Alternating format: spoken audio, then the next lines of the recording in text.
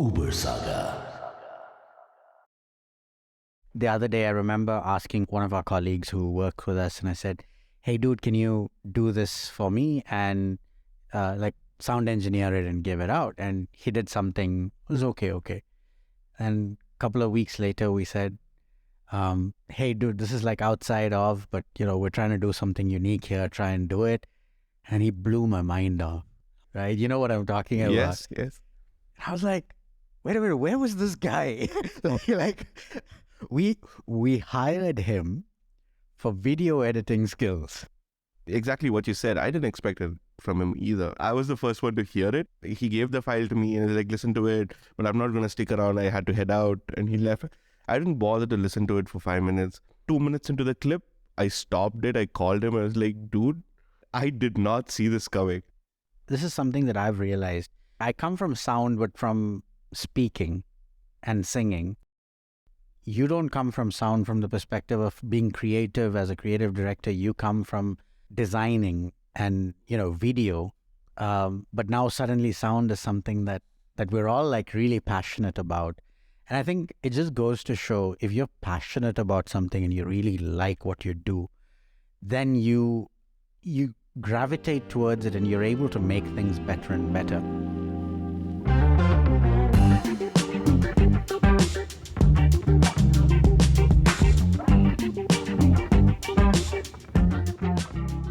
We were talking about leading by example. And I was thinking about what are the things that we've gone through this week, learning how to manage people. We had two teams perform very differently. Correct. Very is a subjective term, but definitely the results were The output was, drastically different. So that was an insight. Like we tried to point problems, we tried to fix it, all that. Yeah, but one of those teams were here with us. Right. One of those teams weren't with us. That's like the main difference. Correct. And I think how driven we are to what we do plays a major role, where the other team couldn't, feed off of our energy is what I think. Right. And remember earlier last month, we weren't sitting with the team, right? We had our discussions in a separate conference room. Outputs there were equally bad between two teams. Right. And I think it makes a difference. And it's very important for leaders to show up. And I was thinking about Narayana Murthy, Infosys founder, because he used to get to office at 6:15 in the morning. He was the first person there and more often than not the last person to leave. And he built that company based on example. So it's a culture thing at the end of the day within an organization. That was a very interesting thing that happened this week. It was so drastically different.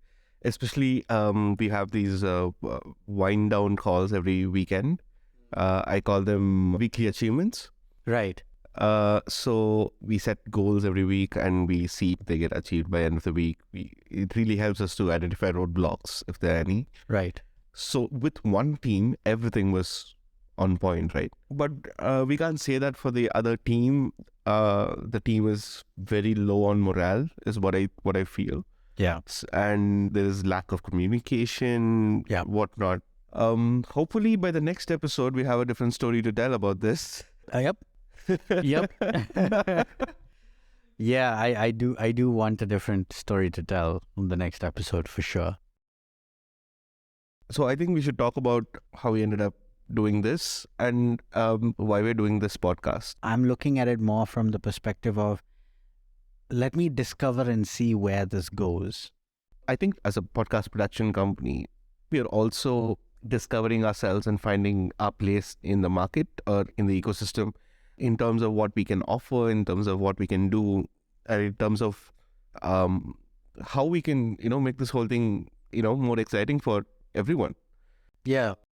And I think we're in an interesting place, like from what kind of shows that we were doing, what kind of shows we want to do, and how we're going to get from here to there is an interesting journey. And I think I'm excited that we are sharing this with everyone, right?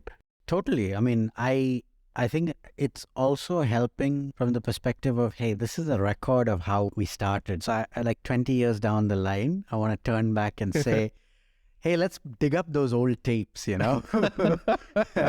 I think whatever we're doing right now, recording this particular show, I think it's such a relief and like an outlet that we do.